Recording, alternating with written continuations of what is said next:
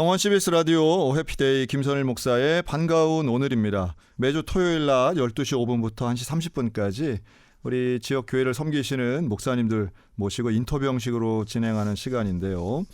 우리 오늘은 원주 무실감리교회를 섬기고 계시는 김반석 목사님 모셨습니다. 안녕하세요, 목사님. 안녕하세요. 반갑습니다. 김반석 목사입니다. 네. 일단 목사님은 이름부터 목사님이시네요. 야, 그리고 목사님 뭐 몸도 크시고, 네, 반석같이 또 인상도 정말 푸근하시고, 목사님 젊을 땐 미남 소리 많이 들으셨을 것 같아요. 네. 네. 뭐 부정하진 않겠습니다. 네. 그러니까 그 영화 배우 같은 그런 이미지신데, 목사님을 모신 것은 사실 무실교회 오신지는 얼마 오래되지 않으셨죠? 예, 무실교회 아직 1년이 다 되지 못했고요. 네. 2월 말에 이제 부임을 해서 24년 2월 말에 부임을 네네. 해서 이제 시간이 계속 지나다 보니까 네. 그러니까 저도 어떻게 보면 이제 군목으로 군에서 오래 사역을 하다가 네네. 이제 나왔던 터라 제가 이제 성도들한테 이야기한 이제 좀 상병 정도 이제 됐고 아직 병장으로 해서 이제 민간화되기 위해서는 네. 아직 시간이 더 필요하다고. 그럼 우리 무실교회 좀 소개 좀 해주시죠. 네. 예, 무실교회 같은 경우는 그 원주가 이제 확장되면서 원래는 무실리라고 했던 맞아요. 시골 동네였고 네. 이 무실이라고 하는 그 단어가 보통 무실하면 무가 이제 없을무로 많은 분들이 생각을 하세요. 네. 그래서 열매가 없다라고. 그래서 아내랑 전도 나가다 보면 어떤 분들이 간혹 그렇게 이야기합니다. 이름부터 바꾸라고.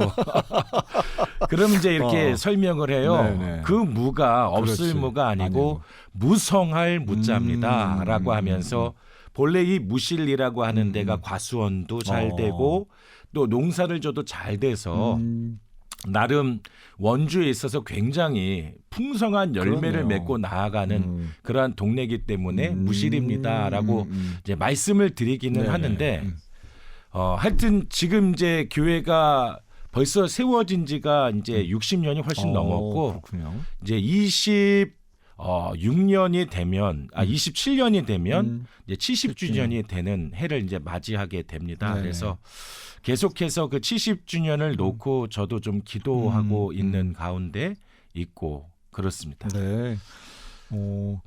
원래 이제 목사님을 모실 때에 목사님을 제일 잘 표현하는 거는 그 20년 가까운 19년 4개월의 군종 목회. 19년 6개월. 6개월. 예. 그래서 이렇게 군종으로 그러면 영광급 장교로 이렇게 전역하셨다고요? 예, 감사하게도 또 네. 소령으로 또 이제 예편을 하게 됐습니다. 그거 아주 어렵잖아요. 네, 영광급 장교 되는 게 군종과에서 쉽지 않았을 텐데. 예, 그러니까 저도 제가 네. 어떻게 이렇게 진급이 돼가지고 군에 있다가 이게 나왔는지 네. 지금도 참 그 부분이 미스테리합니다. 그러면 군목으로서 목회하는 거 하고 지금 네. 이제 민간인 소위 말하는 민간인 목회를 이제 시작하셨는데 네, 좀 네, 차이가 있을까요? 저는 뭐 별 크게 차이가 있겠냐 네. 복음 전하고 하는 부분에 있어서 정말 그렇게 차이가 있겠냐라고 생각을 했는데 막상 나와 보니까 좀 그러한 부분에 좀 이게 차이 뭐 다름 그런 부분들이 좀 있다라는 걸 많이 느끼고요. 그렇죠. 그래서 그러한 부분들을 또 제가 목회선상 가운데서 느끼면서 더더욱 더 겸손한 가운데 배워가야겠다라고 하는 마음을 지금도 계속 품고 있습니다. 그 청빙 되실 때는 어떻게 좀 연결이 되셨어요? 제가 이제 저희 전임 목사님이 이제 은퇴를 하시게 되는 이제 시점이 점점 다가오게 되면서 네. 은퇴하시는 이제 목사님이 기도 제목을 품었던 것 중에 이제 다음 세대를 살리고 다음 세대를 세워야 된다. 특별히 이 무실리였던 그 동네가 무실동으로 개발이 되면서 지금은 원주에서 제일 핫한 그렇죠. 그런 데로 바뀌었죠. 아파트 동네가 많이 생기고. 돼버리고 네네. 뭐 아무리 뭐 주변을 돌아봐도 이제는 논밭도 없고 다 아파트 그렇죠. 큰 건물들이 많이 들어선 가운데 거기에 이제 교회가 있다 보니까 다음 세대를 살려야 된다라고 하는 부분을 놓고 기도를 많이 하셨다라고 네. 했습니다. 그래서 저도 이제 저는 군에 이제 오래 남아서 사역을 해야 되느냐 더 그렇겠죠. 아니면 어느 정도까지 사역을 하고 이제 사회로 나가야 되느냐라고 하는 부분을 놓고 갈등도 많이 하고 기도도 많이 했습니다. 네. 근데 기도하는 가운데 참 감사하게도 제 마음이 이제 좀 사회로 나가야겠다라고 하는 쪽으로 많이 기울었고 그러한 부분을 놓고 군목으로 있으면서도 네. 왜냐하면 군이라고 하는 조직이 피라미드 조직이기 때문에 누군가는 또 나가줘야 되고 누군가는 또 남아서 사역을 해야 됩니다. 네. 근데 이제 욕심을 풀고 나는 어떻게든지 남아야지라고 하는 마음을 품기보다는 동기 목사님들이랑 이렇게 대화를 하고 소통을 하는데 저보다 열정이 더 대단하고요. 군을 더 사랑하고요. 아마 그래서 양보를 하신 거예요? 양보보다는 아 내가 나가야겠구나라고 하는 야. 나름대로 그 마음에 확고한 부분이 더욱더 이제 세워졌던 그러한 부분들이 있었고 그렇다라고 한다면 이제 민간의 사역을 놓고 기도하고 준비해야겠다. 근데 어떤 분이 조언을 해주셨어요. 네네. 그 조언의 내용이 그래도 여러 지역을 다니면서 사역을 했는데 그 부분들이 어떻게 보면 목사님의 기도 동역자가 될 수 있고 하나님의 귀한 손길이 또 될 수도 있다. 그래서 정말 기도하는 가운데 생각나는 분들에게 이제 저녁을 놓고 준비하고 있고 기도해 주십시오. 그리고 혹시 제가 가서 그 사역을 돕거나 해야 될 부분들이 있다라고 한다면 목사님께서 귀한 또 교량적인 역할들도 감당해 주시면 좋겠습니다. 정말 저는 그러한 부분을 놓고 지금 계속 기도하고 있습니다라고 했는데 참 감사하게도 하나님께서 또 사람을 통해서 이렇게도 소개시켜 주시고 저렇게도 소개시켜 주고 하면서 정말 많은 분들을 만나는 가운데 또 어떻게 보면 이 무실교회도 또 소개를 받게 됐었고 어떻게 보면 이제 또 인터뷰를 또 하게 됐었던 거죠. 그런 가운데 이제 마지막에 감사하게도 저도 어떻게 보면 아내 찬스가 좀 컸던 것 같습니다. 아내가 그래요? 계속 그 다음 세대 사역을 해왔던 그런 부분들도 되게 컸었고 저도 군에서 이제 청년 사역을 계속 또 해왔던 부분들이 또 크게 작용을 해서 정말 많은 분들이 또 지원을 하셨지만 그 가운데 저희가 또 그래도 이 곳에서 사역할 수 있는 기회를 얻게 된 게 아닌가. 그러면 전역하시고 취임하시는 데까지 공백이 뭐 길진 않으셨나요? 2달 동안 실업자로 살았습니다. 뭐 바로 이어지신 거네요. 그러면 은혜죠. 그 네. 부분도 정말 감사한 은혜라고 생각합니다. 다른 분들하고 이렇게 생각해 보면 뭐 아주 뭐 편하시네요. 그러면 이제 목사님은 원래 모태 신앙이셨나요? 네, 모태 신앙인데 뭐 많은 분들이 이야기하는 것처럼 저도 역시 이제 모태 신앙이었습니다. 그래서 아마 지난번에도 아내가 인터뷰할 때 이야기했던 것처럼 저도 네네. 참 아내랑 닮았던 것 중에 하나가 또 헌금하라고 주신 그 소중한 헌금을 또 우리나라 오락산업 발전을 위해서 굉장히 이바지하고 초등학교 했었던 때? 예. 네네. 그랬던 기억이 나고 참 그때부터 저도 완악하다라고 생각한 게 이제 예를 들어서 200원이나 300원 이렇게 헌금을 또 주시는 경우도 있고 큰 데는 500원짜리 동전을 또 헌금하라고 주실 때도 있는데 그냥 500원짜리 헌금 주시면 그걸 기쁨으로 헌금 이렇게 바구니에다 넣으면 되는데 참 꾀가 생겨서 그 짧은 시간에 교회 앞에 있는 또 가게에 가서 그 돈을 또 굳이 또 뭘 하나 교환해다가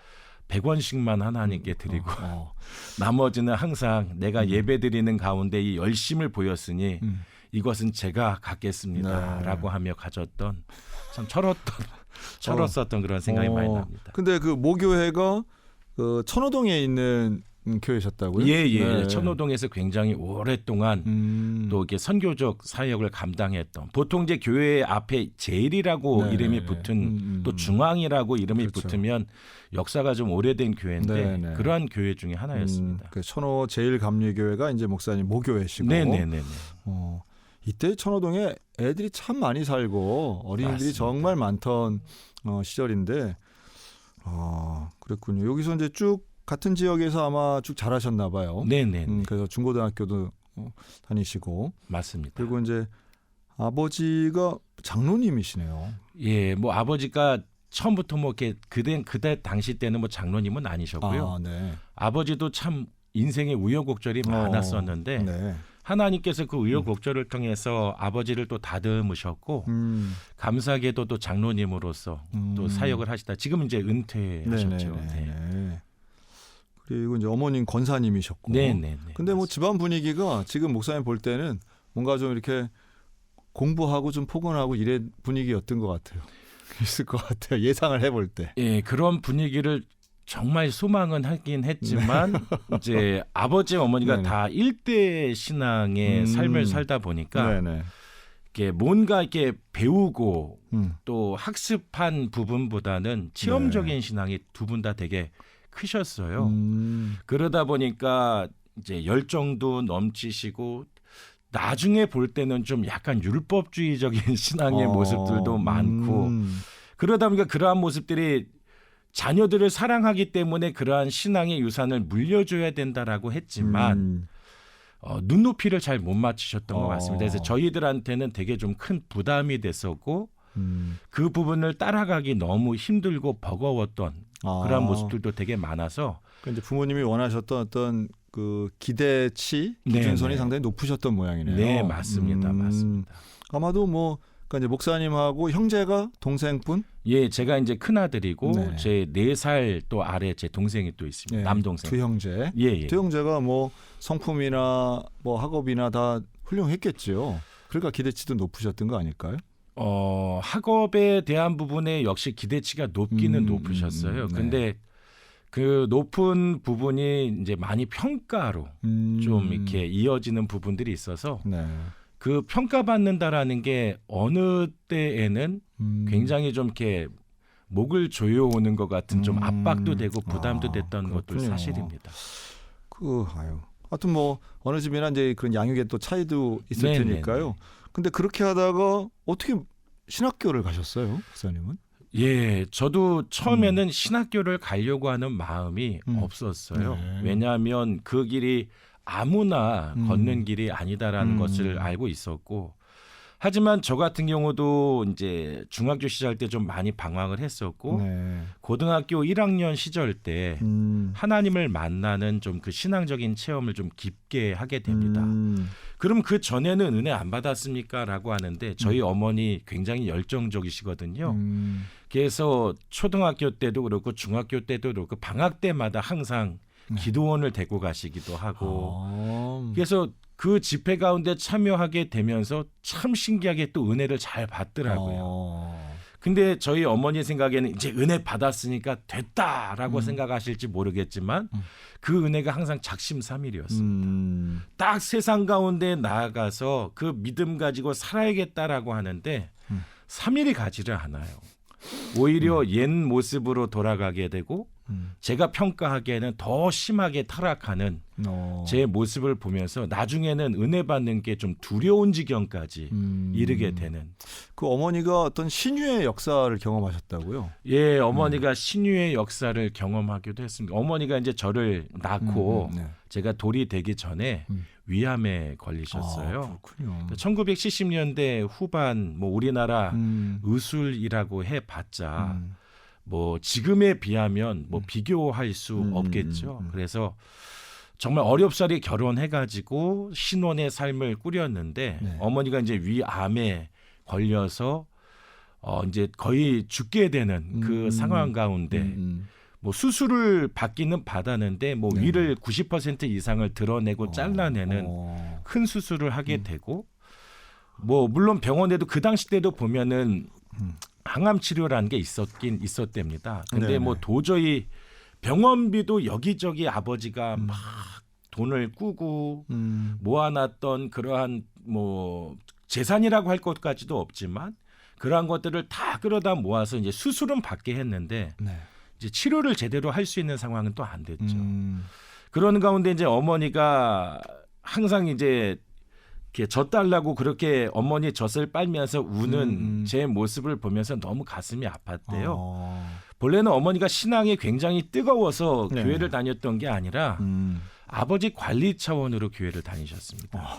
그러니까 아버지는 성령 막 충만한 가운데 그 청년 시절을 보내면서 이제 토요일마다 이제 교회 청년부 모임에 가고 주일학교 교사로 또 봉사하고 하는데 막 데이트를 하는데 그때는 어머니가 교회를 다니지 않으셨으니까요. 네네. 토요일만 되면 잘 만나고 교제하는 남자친구가 갑자기 교회 가버린다라고 하고 하니까 너무 아쉬운 거예요. 그러다가 저희 어머니를 잘 아는 한 친구분이 옆에서 중요한 정보를 준 거죠. 네. 교회 자매들이 많다. 관리해야 된다. 그렇게 좋아하면 관리해야 된다라고 해서 관리 차원으로 따라서 교회를 다니기 시작을 다른 여자 못 하고 보게. 네, 나중에 이제 세례도 받고 목사님의 주례 가운데 결혼도 하고 했는데 그러니까 제대로 된 신앙의 근본 기도해 주는 분들도 없이 너무나 큰 질병 가운데 놓이게 되다 보니까 어머니도 그냥 이제 죽어야 되나라고 하는 마음이 들기도 하고 또 한편으로는 저를 보면서 내가 그냥 죽게 되면 남편이 아무래도 이 아이를 젊다 보니까 아버지도요 고아원에 이렇게 맡기고 또 새 장가를 또 들지 않을까라고 하는 마음이 들면서 그냥 제가 그렇게 불쌍해 보였대요. 근데 참 감사하게도 그 대학병원에 이렇게 복음을 전하고 다니셨던 그 당시 때도 보면 전도사님, 뭐 이게 권사님들이 계셨다고 합니다.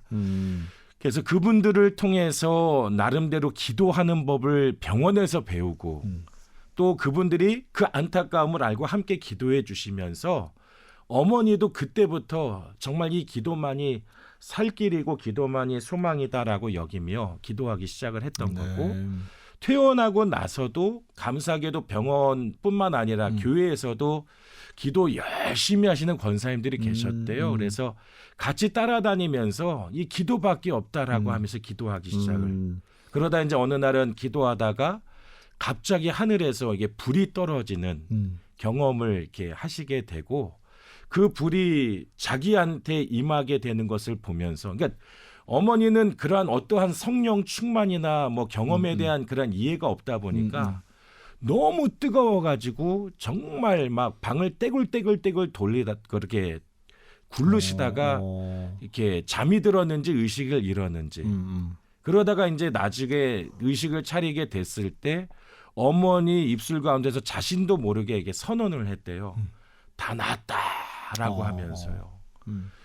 그 다음부터 정말 뭐 건강 또 뭐 식사하는 그 모든 부분들이 막 더 좋은 방향으로 이렇게 또 이어지게 되고 감사하게도 지금까지 뭐 이렇게 항암 치료도 안 받았는데 그 위에 대한 문제 뭐 지금도 건강에 대한 살아계세요? 지금도 건강하게 또, 그러세요. 예, 기도의 어머니로 잘 네. 사명을 감당하고 계십니다.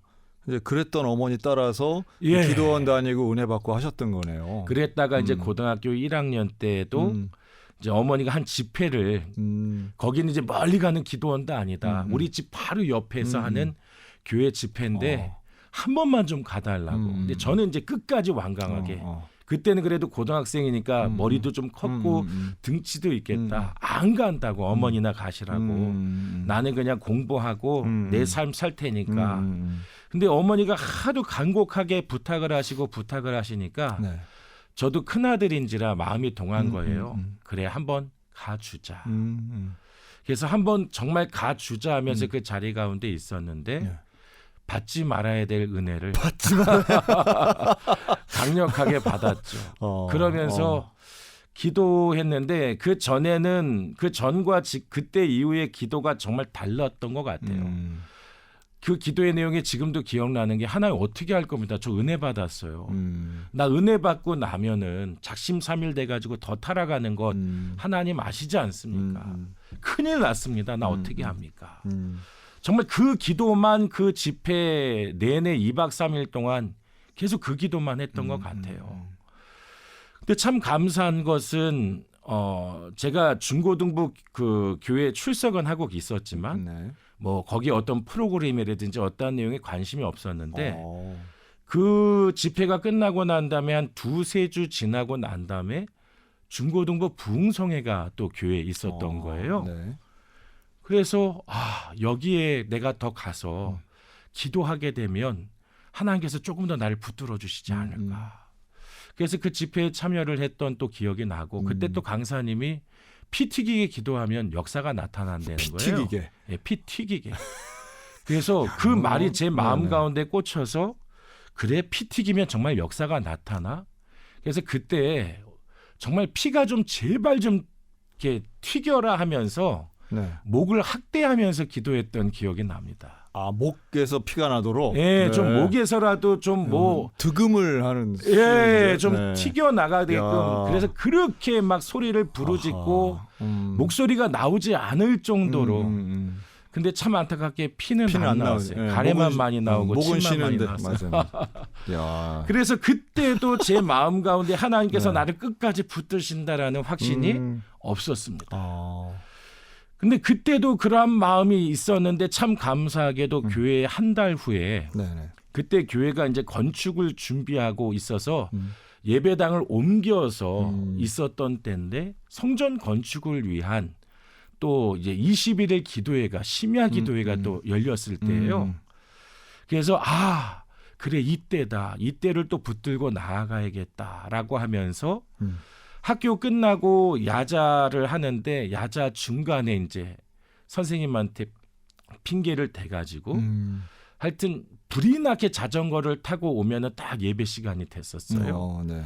그래서 그렇게 이제 21일을 또 참여하면서 기도하게 되는데 참 신기하게 그 전에는 뭔가 드러난 가운데 내가 열심히 기도하면 역사가 나타난다라고 생각했는데 나중에는 하나님께서 골방을 찾게 해주시더라고요. 그래서 지금도 기억하는 게 제가 하나님을 뜨겁게 만나고 성령의 충만함을 강력하게 받고 하나님의 그 마음이 이제 제 마음 가운데 부어지고 느껴졌던 그 장소가 성가대 좌석의 제일 끝 바닥, 의자 바닥 그 가운데서 하나님을 강력하게 만나고 체험했던 기억이 납니다. 그러니까 의자에 앉아 있다가 바다로 내려왔다는 얘기예요. 아니면 그러니까 원래 처음부터 바닥에? 회중에 있었던 그 네네. 의자가 아니고요. 나중에는 계속해서 뭔가 내 골방을 찾기 시작을 하다가 뭐 그때 심야기도다 보니까 성가대가 앉지도 앉죠. 않았는데 아, 그렇죠. 그냥 저 성가대석의 제일 그 뒷자리에 바닥 그 끝에 들어가 가지고 그렇게 부르짖으면서 기도했던 기억이 나요. 그때 이후로 참 감사하게도 하나님께서 나를 붙드시고 인도하신다라는 것을 경험하게 됐고 작심 3일이 아니라 작심 3주가 아니라 작심 3달이 아니라 계속해서 그 기간이 연장되며 하나님을 더 사랑하게 만드는 그러한 은혜로 이어지게 됐습니다. 그래서 이제 신학교로까지 가시게 됐네요. 네, 그렇게 해서 이제 신학교로 가게 되는데 네. 참 그것도 좀 사연이 있어요. 네. 그러니까 처음에는 제가 공부를 그렇게 잘하지 못했습니다. 근데 고등학교 1학년 말 때부터 제 마음 가운데 불일 듯 드는 마음이 네. 전도하고 싶다. 내가 이 은혜를 다른 친구들도 함께 이제 나눴으면 좋겠다 하면서 택했던 전도 방법 중에 하나가 내가 변하는 모습을 보여주면 되겠다. 언행만 변하는 모습이 아니고 학생들한테는 두드러지게 나타나는 변화가 공부거든요. 맞아요. 나름대로 학업 성취를 통해서 바닥에 있던 제가 나름대로 이렇게 좀 변화되는 모습을 통해서 친구들이 이제 딱 다가와서 야, 너 어떻게 이렇게 공부가 되고 변화될 수 있었냐라고 한다면 예수님 때문에 그렇다. 야, 최고네요. 예. 야, 이런 간증 우리 학부모들이 제일 좋아하는 거 아니에요? 그러게요. 네. 그래서 지금도 기억하기를 어. 고등학교 1학년 말 때 네. 중학교 영어 수학 2학년 3학년 거를 다시 사가지고 기도하면서 독학하며 공부했던 그러한 기억들도 있고요. 네. 참 감사하게도 고등학교 2학년 때 올라가서는 바닥이었던 성적이 고등학교 2학년 말이 끝날 때는 소위 말해서 이렇게 서울의 8학군 학교들이 네. 보면 이제 학생들을 얼마나 좋은 대학에 많이 보내느냐 따라서 학교에 이렇게 나름 등급이 좀 매겨지는 것 같은 그런 게 있었거든요. 서울대 몇 명 보냈다. 맞아요. 뭐 이렇게 스카이. 그렇죠. 예. 그래서 저희 같은 경우도 고3 때가 되면은 전교의 몇 등까지는 스카이반이라고 해서 따로 편성을 하고 또 몇 개의 또 반은 또 이제 뭐 서울 수도권 뭐 그런 반이다 그렇죠. 하면서 치열하게 엎치락뒤치락 성적을 통해서 서울대반에 들어가서 공부하다가 또 이제 뭐 또 빠지기도 하고 또 예체능으로 가는 친구들은 참 지금도 기억하기를 분명히 학교 커리큘럼에는 영어, 수학, 과학, 뭐 체육, 음악 돼 있는데 안 하죠. 아침이 되면 그냥 무조건 음악실로, 미술실로, 그렇죠. 학교 운동장으로 가가지고 실기 연습하고 했던 그런 기억이 납니다. 하여튼 다시 정리해서 말씀드리면 하여튼 그렇게 공부하게 되면서 참 저도 이제 마음에 욕심이 생기는 겁니다. 그 어떠한 욕심이냐면 이제 좋은 대학 가고 싶다. 그리고 나름대로 좀 돈 잘 버는 그런 학과 가서 나중에 훌륭한 장로님 돼서 교회 헌금 많이 하고 선교 많이 하고 교회 건축도 하고 하는 사람이 되면 되겠다라고 하는 마음을 품었는데 나중에 깨달았어요. 하나님의 뜻이 그게 아니라는 것을. 그리고 결정적으로 수능 보고 난 다음에 어머니가 또 한번 청하더라고요. 네. 수능도 끝나고 이제 시간도 많은데 본인도 이제 계속 저녁마다 교회 가서 기도하셨는데 같이 가서 좀 기도하면 안 되겠냐. 그래서 이제 어머니 따라가서 같이 이렇게 기도하다가 하나님께서 또 뭔가를 보여주셨어요. 두 가지 길을 보여주셨는데 하나는 내 욕심을 따라서 돈을 많이 벌고 사회적인 명성을 크게 얻는 길이었고요. 또 하나는 제 마음 가운데 부담으로도 있기는 있지만 그 길은 나랑 어울리지 않는다라고 했던 한 길이었어요. 근데 한 길은 이제 소위 말해서 전문 경영인이 되는 길이었고 그렇죠. 하나는 이제 목회자의 길이라는 것을 보여주셨는데 그때 제가 봤던 모습이 보면 한 60대 초반, 50대 후반의 모습이 아니었나 싶습니다. 근데 전문 경영인이 됐던 그 모습을 보면은 사무실이 정말 너무 넓었던 기억이 납니다. 그리고 되게 높은 층이었던 것 같아요. 근데 아무도 사람이 없이 창 밖을 아주 외롭게 바라보는 한 중년의 모습을 제가 이제 봤었고 또 하나는 정말 편안한 옷을 입고 그 주변 가운데 사람들이랑 어울려서 너무 행복하게 대화하면서 웃는 그 한 또 중년의 모습을 보게 되는 거예요. 그러면서 그냥 제 마음 가운데 보면서 제가 그렇게 이렇게 응답했던 것 같습니다. 하나님 저 행복하고 싶어요. 하나님 저 행복하고 싶어요.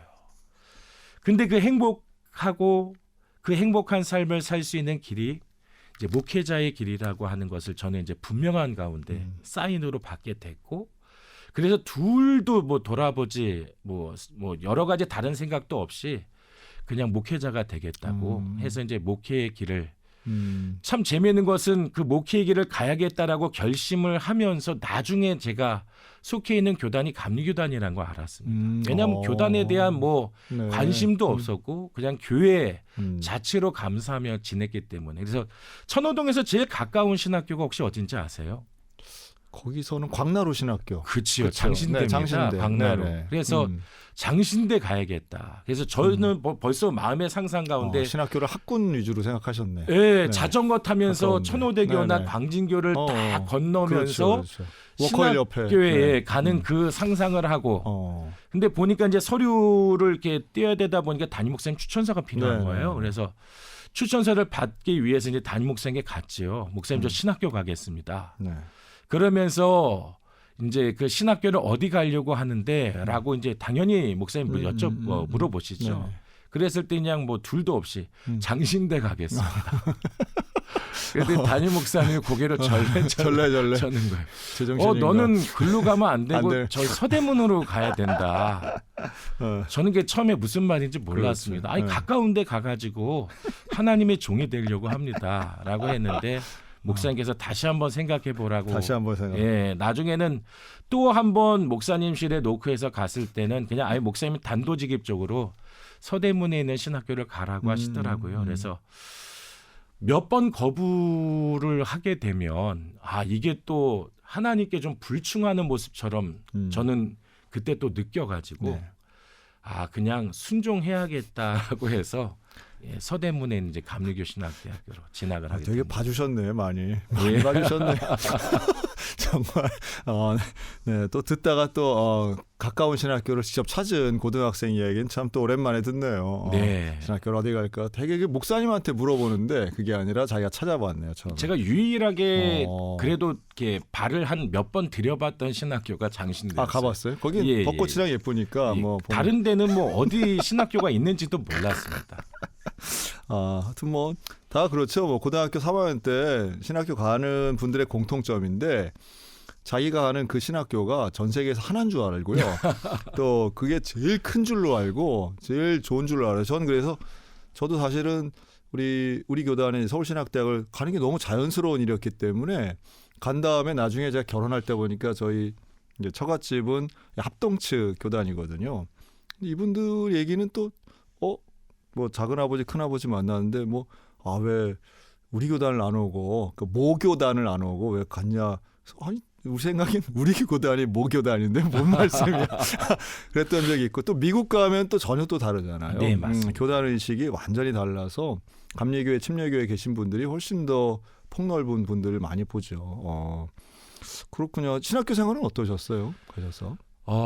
일단 신학교 시절 때를 추억해 보면 참 하나님께서 나를 많이 다듬고 또 연단시키셨다라는 생각이 많이 듭니다. 네. 그러니까 신학교에 갔을 때도 보면 제가 뭘 어떻게 공부해야 되고 뭘 준비해야 되는지도 전혀 몰랐습니다. 왜냐하면 저희 집안에 목회자가 되겠다라고 신학교가 들어간 사람이 제 처음이었거든요.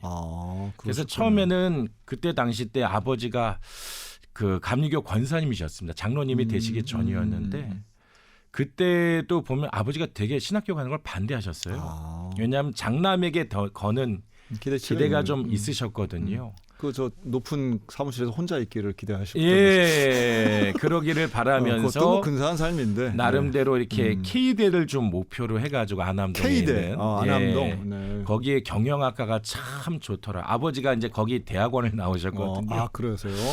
그래서 어렸을 때 아버지가 이게 공부하시고 할 때 저도 그냥 따라가서 그 교종을 걸어봤던 기억이 어렴풋이 있기는 있었어요. 그래서 참 예쁘다, 멋있다라는 생각도 들었고 그래 거기 한번 가보자 하고 또 나름 또 목표를 세우고 공부했던 것도 사실이기는 합니다. 아까 고등학교 때는 서울대반이셨는데.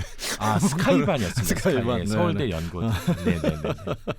이거 그래서 하여튼 그러면서 신학교를 이제 가게 됐는데 참 제가 얼마나 교만한지를 고등학교 때 좀 공부했다라고 하는 그 교만을 정말 하나님께서 많이 꺾어주셨고 그러는 가운데 참 감사하게도 한 선배님의 조언을 통해서 이게 선교 동아리에 들어가게 됐어요. 그 선교 동아리가 보면은 해외 선교에 대한 부분들도 있지만 국내에 있어서 정말 그 하나님께서 정말 그 자리를 포기하지 않고 붙드신다라고 하는 그 자리에 또 열심히 선교적으로 함께 참여했던. 그래서 저희 아내 같은 경우는 사람들이 묻습니다. 어디서 만나셨어요? 라고 하면 제가 늘 하는 말이 유치장에서 만났습니다. 라고 이야기를 하거든요. 그렇지. 그럼 이제 다들 이야기해요. 저희 학교가 약간 이제 옛날 때 학생운동도 하고 유명했던 학교다 보니까 학생운동을 열심히 하셨나 봐요. 그래서 이제 유치장 안에서 만난 유치장 안에 들어가 가지고 거기서 이게 사랑을 꽃피웠나라고 생각하는데 그러지는 못했고 그렇죠. 선교 동아리에서 월요일마다 오전이 되면 종로경찰서 경목 목사님과 같이 그 유치장에 들어가 가지고 그 선교를 했습니다. 저도 처음에 따라갔을 때는 뭣도 모르고 그냥 처음에 두렵기도 했지요. 내가 왜 유치장에 들어가야 되지 했는데 이 유치장에 들어가면서 느꼈던 게 그래 예수 그리스도의 생명의 복음이라고 한다면 이곳에 이러한 또 어떻게 보면 뭐 죄가 있어서 문제라고도 할 수 있겠지만 이들이 그렇기 때문에 예수를 만나서 이 죄인이 의인되는 경험을 정말 해야 되는데라고 하면서 그 가운데서 이제 간단하게 좀 예배 아닌 예배, 너무 농후한 또 예배를 드리면 문제가 될 수 있다라고 해가지고 편안하게 같이 부를 수 있는 찬양도 같이 부르고 나중에는 1:1 전도를 하게 되는 거예요. 쇠창사를 앞에 두고 준비해 갔던 커피도 나눠드리고 초코파이도 나눠드리면서 아유 어떻게 해서 여기에 오시게 됐어요?라고 하면서 그래서 여기 예 그러면은 네. 참 대단한 게 네. 하여튼 그 가운데서 내가 잘못해서 내가 죄인이기 때문에 여기 왔다라기 하기보다는 그런 분 별로 없을 예, 텐데요. 다 억울하다 다 하면서 억울하지. 변호를 열심히 하시더라고요. 네. 그래서 정말 그러한 부분들 너무 안타까운데 정말 그러한 인생 가운데 있어서 정말 우리를 든든히 지지해주고 이 땅에서의 삶에 있어서 그 억울함을 해소해 주시고 뿐만 아니라 저 하늘의 소망을 품고 이 땅 가운데 살아갈 수 있는 놀라운 분이 계시다고. 혹시 교회 나가봤냐? 막 하면서 보면 교회에 대한 추억들이 또 있으십니다. 그럼요. 그럼 네. 그 이야기를 들으면서 그 예수님을 이제 좀 붙드시면 좋겠다.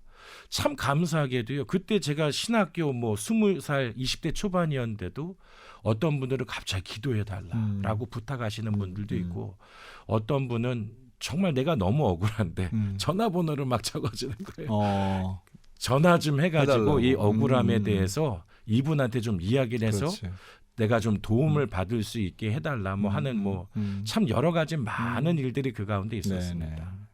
그러면서 또 참 제가 늘 느꼈던 건 어떻게 보면 내가 저 자리 가운데 얼마든지 있을 수 있었던 그럼. 사람인데 나를 그래도 이렇게 사용해 주시는 그 은혜가 또 감사하다라고 하면서 또 감사하면서 사역을 하게 됐고 또 오후에는 사역의 지경이 또 확장이 돼가지고 이제 파고다 공원, 탑골 공원에 가서 나중에 감사하게는 그렇게 전도하다가요. 그 가운데 노인분들이 참 외롭다라는 것을 깨닫게 해주셨고 교회가 세워졌어요. 네. 파고다 교회라고. 지금도 그 교회가 유지되고 있습니다. 이 교회가 그러면 세워진 게 그 선교단체 때문에 세워졌다고요? 네, 네, 네. 그러세요. 처음에는 좀 쉴 수 있는 터전을 좀 준비해 드리자라고 하면서 오피스텔 한 곳을 이제 빌렸는데 나중에는 조금 더 커지면서 이제 예배 공동체가 되기도 됐고 네. 지금은 오히려 이제 그러한 분들이 와서 쉬기도 하지만 나름대로 영적인 케어를 받고 회복되고 또 하나님의 나라를 꿈꿀 수 있는 그러한 공동체로 또 세워지게 되고 유지가 되게 되었습니다. 근데 거기서 이제 지금의 사모님도 이렇게 만나셨다면서요? 네네네. 그래서 말씀 잘하시다가 갑자기 뚝 끊어주시네. 아 예, 아니 너무 감격해서. 감격해서 네, 생각만 해도 아주 네. 기쁨과 감격이 막 몰려오시네요. 맞습니다, 네. 맞습니다. 근데 사모님은 또 이제 신학교 같은 학교의 2년 선배. 네, 맞습니다. 어. 아내가 이제 2년 선배였고, 네. 저는 그 참 이성에 대한 관심이 네. 어렸을 때부터 되게 많았어요. 되게 많았다고요? 예, 그래서 네네. 참 많은 그 이성들과 또 교제도 해보기도 해봤다고요? 하고. 예, 예. 아유 천호동에 또 유명인이셨네요. 예. 네. 하여튼 뭐 그러기도 했는데 그래도 참 신기하게 연상에 대한 그런 마음은 별로 없었습니다. 그러셨군요. 근데 네. 없었는데 뭐 아내가 이제 여러 가지 이야기를 했으니까 그 부분은 넘어가게 되고 네. 이제 아내에 대한 마음이 이제 전도를 하게 되면서 참 이 사람이 좋은 사람 같다라고 하는 생각이 계속 들기 시작을 네. 했는데 네. 한 번은 하지도 않아도 될 상상을 한번 하게 됐습니다. 네. 어떤 상상이었냐면 이제 지금은 뭐 당장 사귀고 뭐 교제하는 것도 아니기 때문에 이 여성이 어떤 사람을 만나고 어떤 사람과 뭐 데이트를 하고 교제해도 자유 아니에요? 그렇죠. 제가 그것에 대해서 뭐 기분 나빠하거나 불편할 이유가 하나 없는데 네. 그냥 다른 사람을 만나서 이게 교제하거나 데이트하는 상상을 저도 모르게 하게 된 거예요. 왜 그런 상상을 했는지. 근데 너무 불쾌한 겁니다.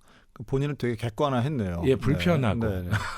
네. 그래서 아니 교제하고 사귀는 것도 아닌데 내가 왜 그런 상상을 하게 되고 또 되게 그걸 불편하게 여기지 하면서 제 삶의 좀 깊은 마음을 좀 돌아보다 보니까 내가 연상이라고 해서 어느 정도 거리는 두기는 했지만 제 마음은 벌써 그 담을 넘어갔구나라는 것을 이제 좀 깨닫게 됐고 네.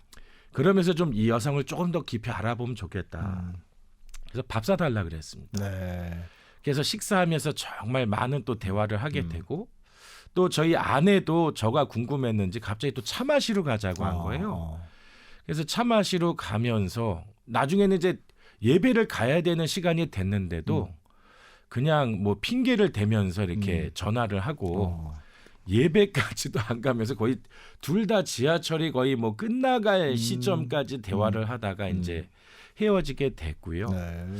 그 대화를 통해서도 더 그 호감의 마음이 이제 커지게 됐어요. 그래서 아내가 이제 대학원 합격을 하게 되고 계절 학기로 헬라어 이제 수업을 듣고 있었을 그때 아내가 그 헬라어를 너무 힘들어해서 후배지만 저는 이제 헬라어를 학부 때 좀 1년 정도 또 열심히 했었던 터라 좀 도와주겠다라고 하면서 이렇게 도와주는 그 가운데 전화 통화를 하다가 한번 제가 이제 호감이 있어 하는 마음을 좀 이렇게 표현을 했고 네. 그 부분에 대해서 아내도 또 아주 좋게 응답을 해주면서 이제 점점 이제 아름다운 교제로 또 아름다운 이어지게, 교제로. 예, 네. 이어지게 됐습니다. 네. 저 양쪽 다 들어보는데 쌍방의 그 진술이 일치가 되네요. 아, 네, 예. 네, 아, 네. 다행입니다. 네. 진술의 일치가 네, 또 이어졌네요. 그래서 이제 결혼을 하시고 이제 그 다음에 이제 본격적인 이제 목사님의 사역, 즉 네. 이제 군부대 사역이 이제 시작이 될 텐데요. 맞습니다. 그 안수는 어떻게 교단에서 예, 하셨겠네요. 군목은 군목들. 좀 안수를 빨리 받으시죠. 줍니다. 그래서 네. 저 같은 경우도 이제 25세 이제 네. 목사 안수를 받게 되고 그때 제 별명이 이제 새끼 목사였어요. 베이비 네. 패스터 이제 네, 네. 어린 목사인데 네. 친구들이 가끔씩 좀 세게 발음을 그렇죠. 하면 네. 살짝 기분이 좀 나빠지기도 하는. 그 예.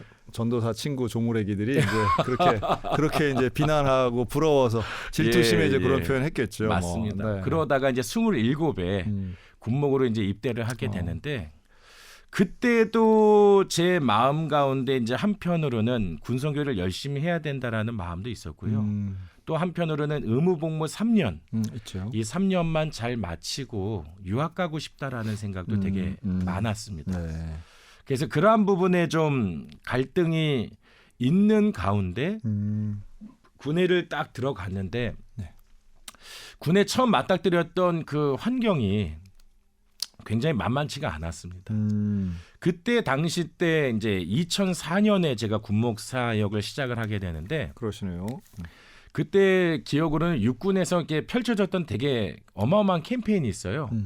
그게 뭐냐면 이제 폭언 욕설을 하지 맙시다. 그렇죠. 또 막 포스터들이 붙어 있는 거예요. 폭언 욕설 청정구역. 이 포스터 붙여 있으면 여기는 이제 폭언 욕설이 청정한 곳이 돼야 된다. 근데 뭐 포스터 붙인다고 뭐 청정했지는 그러니까요. 그래서 그런 발상 자체가 너무 귀엽죠. 저희 때도 그런 운동했어요. 아, 그래서 그래요? 전화하면 무조건 사랑합니다. 예, 이거 하고 예, 뭐 예. 그랬는데 사랑하니까 욕한다 뭐 이런 사랑에 매다 뭐 이랬었는데. 좀 청정하기를 바랬는데 네, 네. 제가 맞닥뜨렸던 환경은 그렇진 않았습니다. 그러니까 교회 안에 너무 온실적의 화초로 내가 컸나 보다라는 거를 그렇죠. 나중에 깨닫긴 했는데 뭐 부대 회의가 있거나 뭐가 네. 있거나 하면은 폭언 욕설이 난무하고 네, 그렇죠. 뭐 질책하고 그래서 야 제가 제 마음 가운데 늘 회의 참여하게 되면 야 저 사람도 마귀 새끼구나 저 사람도 마귀 새끼구나 예, 오히려 맨날 정죄하고 다니는 그러면서 새끼구나. 군대가 나랑 어울리지 않다라고 하는 자꾸 그 이유만을 찾고 그렇지. 자꾸 또 이 골방 가운데 갇히는 거예요. 군대는 나랑 안 맞아 하면서 더 돌아다니면서 군목이기 때문에 사람들을 만나고 복음을 전해야 되는데 아유 저런 사람들이랑 어울려서 뭐해. 소망이 없어. 희망이 없어. 나는 3년만 잘 마치고 그렇게 잘 영어 토플 준비해가지고 나는 유학 가면 돼 하면서 참 부끄럽지만 군목으로서 군선교를 할 수 있는 사명을 주셨음에도 불구하고 나는 저 사람들이랑 안 어울려야 된다라는 이유만 열심히 찾고 골방에 갇혀서 그냥 영어 공부나 하고 손님들 오면 같이 차 마시면서 히덕거리고 시간 되면 퇴근하고 그랬던 삶을 살았어요. 참 훌륭하죠. 자, 일단 이제 시간이 돼서 1부 예. 여기까지 마치겠고요. 우리 오늘 원주무실교회를 담임하고 계시는 김반성 목사님과 말씀 나누는데요. 우리 1부에서는 이제 목사님의 신앙생활 또 이제 결혼까지 하시고 그리고 이제 군종 목사로서 네. 네, 사역을 시작하신 얘기 들었는데 사실 19년 6개월 동안 계셨으면 사역하신 장소도 다양하셨겠어요. 부대도. 네, 정말 네. 많이 다양하게 근데 이제 여러 곳을 다니면서 사역을 했습니다. 근데 이제 군대에 난 적응하기 어려워. 나 안 맞는 것 같아라고 하시다가 어떤 계기로 그래도 내가 장기 목회를 장기 군 사역을 하게 되겠다는 생각을 하시게 됐어요? 장기 목회를 해야 될 생각은 없었습니다. 그런데 네. 어떻게 하다 보니까 장기 목회를 하게 됐는데 하다 보니까 못 끊어냈구나. 예, 일부 때도 말씀을 드렸지만 네. 군대는 나랑 어울리지 않는 많아. 집단이다라고 이제 생각을 하면서 네. 늘 이제 어떻게 보면 피해 의식에 점점 쩌들어 골반 가운데 있었고 오히려 이제 군대 이후의 사역에 대한 부분들만 준비하고 생각했었던 터인데 네. 그러다가 한 100일이 좀 넘어가는 시점에 부대에서도 저를 별로 그렇게 찾지를 않았어요. 근데 막 군종병이 다급한 가운데 막 부대에서 목사님을 찾는다는 겁니다. 그래서 뭐 때문에 나를 찾나 해가지고 확인을 해봤더니 부대에서 큰 사고가 난 거예요. 네네. 제가 이제 저 동해 해안 경계하는 부대에 연대 군목으로 있었는데 거기에 보면은 이제 여러 바닷가에 해안 소초들이 많이 있습니다. 그래서 이제 해안 경계를 하는 임무를 맡게 되는 거죠. 네네. 근데 이제 한 개의 소초에 있는 한 이제 병사들이 이제 분대장과 함께 이제 소위 말해서 구보하겠다라고 해서 구보하러 나갔다가 네. 들어가지 말아야 되는 그 방파제들이 있어요. 그런 데는 아예 이렇게 쇠사슬로 이렇게 그렇죠. 막아놓고 안내판을 해놓습니다. 네네. 왜냐하면 여기는 사람이 이렇게 다닐 수 있는 걸로 만든 게 아니고 그 연안 어업하는 그 배들을 보호하고 정박하기 위해서 있는 거기 때문에 들어가지 말라고. 가끔씩 이제 뭐 수리를 하거나 들어가야 될 때가 되면은 뭐 특별한 목적을 위해서만 예, 들어가겠죠. 그때만 개방되고 경운기 정도 이렇게 트럭 정도 하나 간신히 들어갔다가 회차에서 나올 수밖에 없는 그런 이제 방파제들이 있습니다. 네네네. 근데 그때 구보를 하다가 그 방파제 안을 넘어서 이제 들어가게 됐고 그래요? 분대원들을 데리고 저 방파제 끝까지 이제 찍고 오는 걸로 이제 달리기 시합을 한 겁니다. 동해에 보면은요 참 신기하게 너울성 파도라고 있죠. 파도의 힘이 항상 일정한 게 아니고 어떨 때는 막 파도의 힘이 쌓여가지고 심하게 네네. 그 방파제를 넘어서는 파도가 칠 때도 있습니다. 있죠. 그때 이제 그 친구들이 휩쓸려가지고 이제 테트라포트라고 네네. 하는 곳에 막 부딪히고 물에 빠지고 하면서 그 콘크리트로 만든 게 삼각형 예 구조물 예, 네. 예 맞습니다. 이제 결론만 말씀드리면 3명이 죽었어요. 아 그래요? 5명이 뛰었다가 3명이 죽고 제일 먼저 이제 발견된 이제 시신이 네.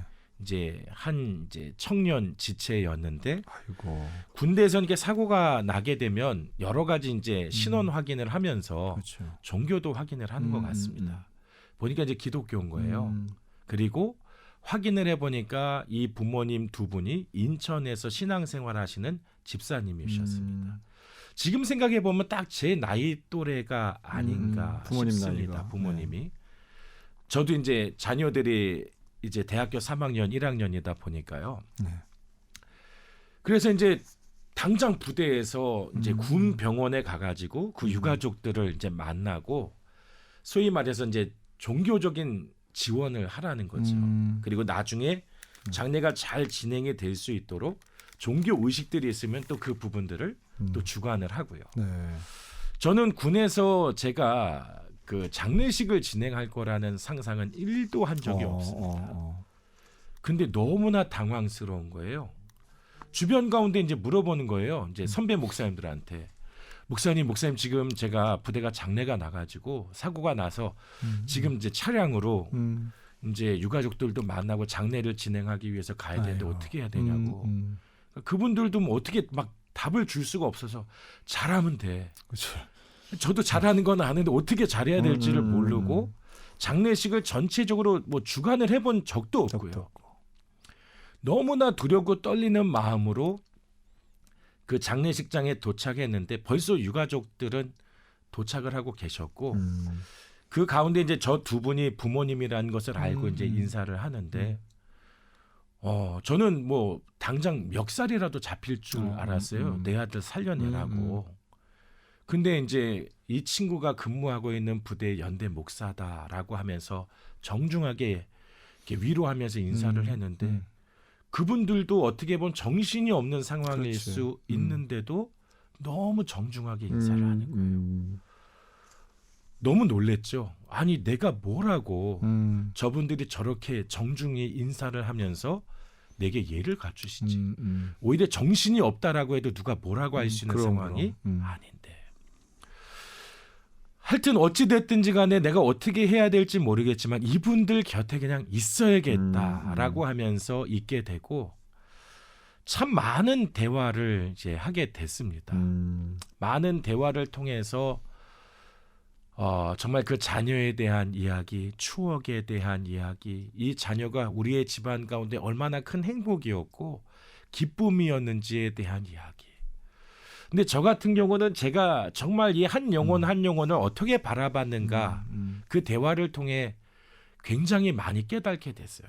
부대에서는요 그 당시 때만 해도 장병들이 너무 많고 다 머리 깎아놓고 뭐 활동복이나 전투복 입어놓으면 그냥 병사일, 그렇죠. 병사이, 병사삼, 병사사지 그 한 사람 한 사람의 내면, 그 한 사람 한 사람의 삶에 대해서 그렇게 관심을 안 갖습니다. 저도 그러한 분위기에 편승이 돼가지고 그냥 애들이 예배 오면 오는가 보다. 또 예배 끝나고 가면 가는가 보다라고 하고 그냥 이 예배에 인도할 것만 잘 인도했지 한 사람 한 사람에 대해서 깊이 관심 갖지는 않았어요. 몇몇 그냥 두드러지는 군종병이라든지 함께 교제하는 친구들만 같이 이렇게 교제하고 가까웠지 어떻게 보면 한 사람 한 사람에 대해서 정말 내 관심하지 못했는데 이 부모님은 다른 거예요. 그냥 머리를 깎아놓고 무슨 옷을 입혀놔도 멀리 있어도 그 아들이 내 아들인 줄 알고 집안에서는 없어서는 안 되는 그 아들. 근데 그 아들이 지금 사고로 이제 죽게 된 거죠. 참 많은 것들을 깨닫게 되고 또 느끼게 되고 또 무엇보다도 아이 한 생명이 그냥 병사일, 병사이, 병사삼 하면서 쉽게 지나칠 수 있는 생명이 아니고 영혼이 아니구나라는 것을 깨닫게 됐습니다. 그래서 하여튼 그 3일의 장례가 끝나게 됐을 때 나머지 또 두 시신이 발견이 돼서 이어서 또 이제 그렇겠네요. 장례가 이어지게 되는. 그래서 나중에 장례 예식을 다 마치고 부대 돌아올 때는 정말 저도 왜냐하면 뭐 차에서 선잠다듯이 자면서 또 유가족들에게 붙어 있고 뭐 이렇게 같이 대화하고 했던 터라 너무 지친 모습으로 이제 교회 부대에 있는 교회에 도착해서 이제 빨리 퇴근해서 좀 씻고 쉬어야겠다라는 마음이 들었는데 신기하게 그냥 예배당에 올라가고 싶은 마음이 들어서 예배당 제일 뒷자리에 그냥 털썩 앉아서 그냥 십자가를 바라봤어요. 근데 갑자기 뭐 서러움 반, 또 회개 반, 정말 막 눈물이 왈칵 쏟아져 내리는 거예요.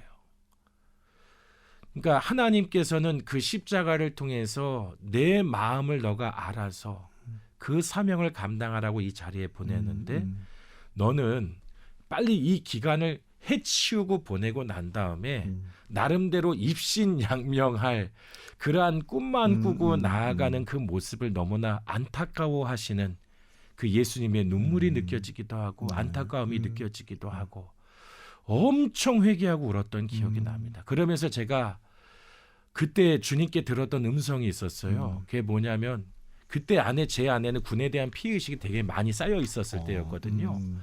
아들아, 피해의식이 중요하니 아니면 생명이 중요하니 이 둘 중에 너가 하나 선택하라고 한다면 너는 뭐를 선택하겠니? 뭐 답은 뻔하게 나온 거지요.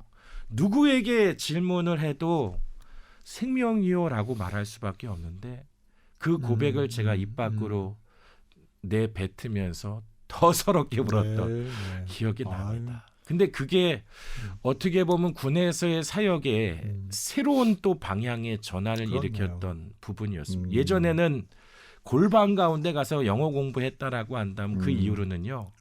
정말 제가 영어책을 집어 던져 치워버렸어요. 정말 집어 던져버렸어요. 이게 중요한 게 아니고 하나님께서 나 생명 살리라고 여기에 보내셨는데 그래서 이제 그 전에는 군중병들이 참 편했습니다. 목사님이 어떠한 네. 활동도 하지 않으니까 그냥 사무실만 잘 지키고 오는 전화만 받으면 되는 거였는데 이제는 이제 군종병들 뭐 대대 군종병들까지 막 그 부대장님들한테 허락을 받아서 차에 태우고 아침이면 이제 해안소초에 있는 장병들에게 찾아가는 거예요. 그래서 아침에 이제 이 친구들이 자다가 이제 점심 때쯤 되면 일어나거든요. 왜냐면 야간 근무를 항상 하다 보니까. 그러면 가가지고 이제 아이들 막 축복해주는 노래 불러주면서 아이들이 이렇게 깨우고. 예. 초소에 가서 애들을 깨웠다고요? 장병들을? 그러니까 소초에 이제 소초에 아침에 있는 자고 일어나는 장병들을 이야, 그래요? 이제 맞이하면서 그들을 또 이렇게 환영해주고. 또 저녁에 투입할 때까지 정말 여러 군대를 돌아다니면서 하나님 또 이들을 지켜주시고 생명을 주관해 주시고 가끔씩 헛것 보는 친구들도 많대는데 맨날 일렁이는 바다를 보다 보면 가끔씩 바다에서 뭐가 이렇게 막 튀어나오고 헛것을 보고 또 바다 같은 데 보면 이렇게 굿하는 그런 절들이 또 많죠. 제법 많아요. 많죠. 그래서 이상한 또 영적인 막 끌림에 휩쓸리는 친구들도 있고 하거든요. 그래서 이제 강력히 또 아이들을 위해서 축복하고 기도해주고 또 우리 연대에 있는 교회 식구들 데려다가 우리 아이들 해물파전 막 부쳐주자고 또 군종병들 또 애들 데려다가 우리 붕어빵 구워주면서 애들 격려해주고 축복해주자고 그 이후로 저를 만났던 군종병들이 모르겠어요. 지금은 붕어빵을 좀 먹는지 하도 굽고 그 냄새에 질려가지고 붕어빵을 쳐다보기도 싫다 뭐 했던 얘기를 들었던 기억이 납니다. 아, 열심히 하셨네요. 그리고 예, 네. 그러니까 3년 동안 그래도 마지막 열심히 하고 그 이후의 부분을 하나님께 맡기자 했는데 주변 가운데서 이제 갑자기 또 막 권고하는 거예요. 목사님 조금 더 하다가 또 부대장님도 목사님 더 계시라고 하는 마음도 막 주시고 설득도 하시면서 그래 그러면 내가 이 은혜를 입었는데 몇 년만 더 하다가 그리고 나가면 어떨까. 그래서 선배 목사님들한테 상담을 했더니 몇 년만 더 하다가 나갈 수도 있다는 거예요. 그래서 그렇다라고 한다면 좀 장기 지원을 해보고 아니라고 한다면 감사함으로 내려놓고 된다라고 하면 몇 년만 더 하다가 이제 전역해야지 했는데 그게 이제 19년 6개월이 네. 된 겁니다. 하여튼 뭐 20대 젊은 나이에 그렇게 또 목회자로서 헌신하셨네요. 그렇게 네, 은혜죠. 집중하고. 네, 뭐 그러면 지금 이제 그런 과정을 겪고 이제 전역하셔서 이제 원주 무실교회 오셨는데 네. 앞으로의 무실교회에서의 뭐 목회 계획 또 기도 제목 있으시면 나눠주시고 이제 마무리하면 되겠습니다. 네. 네. 제가 늘 사역을 하게 되면서 이렇게 하나님께서 깨닫게 해주시는 여러 가지 이렇게 제 목회 명제와도 같은 좀 법칙과도 같은 그러한 것들을 많이 주시는데 여기 이게 무실교회 올 때 나름 그 많은 생각을 또 품고 계획을 갖잖아요. 네. 근데 하나님께서 기도할 때마다 주시는 마음이 뭐냐면 하나님보다 앞서면 안 된다라는 마음을 되게 많이 주셨어요. 저희 교회가 이제 무실이잖아요. 네. 제가 성도들한테 늘 이야기합니다. 우리 교회가 없을 무가 될 수도 있습니다. 예수님 없이 예수님보다 앞서 나가려고 하면 아무리 열매를 구해도 열매를 찾을 수 없는 무실이 될 거예요. 하지만 우리 가운데 예수님께서 함께 하시고 우리가 열심히 예수님을 따라가는 그러한 교회 공동체가 된다라고 한다면 하나님께서 우리 가운데 열매를 맺게 해주실 겁니다. 왜냐하면 우리가 주님 곁에 붙어 있기 때문에 주님이 나무고 우리는 그 가지인데 잘 붙어 있게만 해도 성경에 보니까 열매 맺는데요. 그래서 우리 그런 무실로 살아가면 어떻겠냐라고 늘 권고하고 있고 네. 하나님보다 앞서는 게 아니라 하나님께서 주시는 마음 가운데 순종하고 나아가는 마음을 늘 품으려고 애를 쓰고 있고요. 감사하게도 저 같은 경우는 제가 일방적인 걸 되게 싫어합니다. 그래서 일방통행도 잘 안 가려고 해요. 일방통행도. 네. 서로 좀 교통하고 교제하고 무엇보다도 저는 목회자가 이 귀가 열려 있어야 된다라는 생각이 들거든요. 성도들의 이야기도 잘 듣고 경청할 수 있어야 되는 그러한 마음이 있어야 된다라고 생각을 해서 올해 이제 뭐 사역을 하면서 지금 뭐 이렇게 오랜 기간이 되지는 않았지만 벌써 성도들이랑 수련회를 한 3번을 했습니다. 아유, 네. 전반기를 결산하면서 6월에 1박 2일 수련회를 하면서 그 수련회를 통해서 성도님들과 더욱더 가까이 다가가서 더 성도님들을 많이 사랑해드리고 축복해드리고 또 성도님들의 정말 진솔한 그 이야기들을 또 많이 듣고 또 8월 14일이 광복절 전날이기도 하고 말복이었어요. 그래서 성도님들 한번 이렇게 삼계탕 같이 대접하면서 같이 나누면 좋겠다.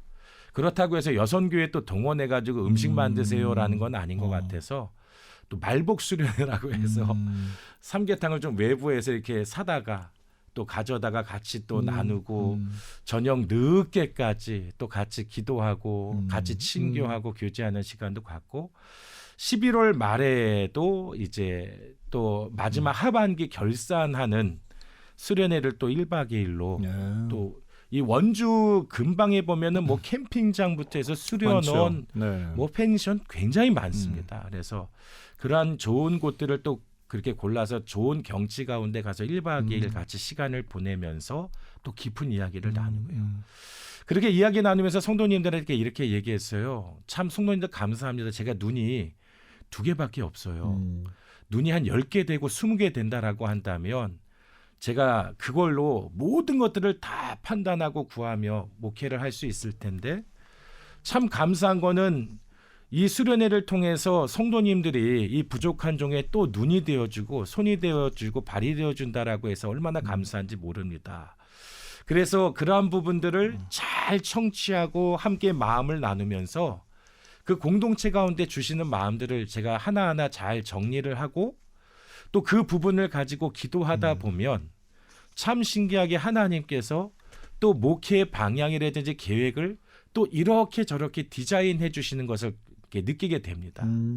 그래서 그러한 부분을 또 놓고 잘 준비해서 또 이제 한 분기, 한 반기를 보내게 되고요. 네. 이번에도 또 같이 그 수련회를 통해서 뜻을 모으고 마음을 모으고 또 주신 마음들이 또 있어요. 그래서 그러한 부분들을 가지고 이제 내년 또 목회 계획을 세워서 또 기도하면서 하나님의 이끄심 가운데 가기를 간절히 소망하고 있습니다. 네. 아주 뭐 마지막 주마다 온 교인이 같이 전도 나가신다면서요? 아주 예. 뭐 큰 그러니까 은혜가 되고 있는 모양이네요. 복음 전달자 네. 예배라고 해서 그것도 이제 마음이 제게 있기는 있었는데요. 참 감사하게도 상반기 수련회를 통해서 우리 성도님들 몇 분 가운데 그러한 마음을 또 부어 주셨고 네. 그러한 뜻을 또 모아서 기도하다가 이제 8월부터 8월 마지막 주부터 지금 계속 그렇게 복음 전달자 예배라고 해서 네. 이제 하고 있습니다. 아유, 오늘 하여튼 앞으로도 우리 원주 무실감리교회 진짜 전도의 사명, 복음의 사명 잘 감당할 것을 또 기대해 봅니다. 목사님. 아멘. 네. 지금까지 우리 김반석 목사님과 함께 말씀 나눴고요. 오늘 목사님 나오셔서 감사합니다. 아유, 감사합니다. 네. 감사합니다. 네.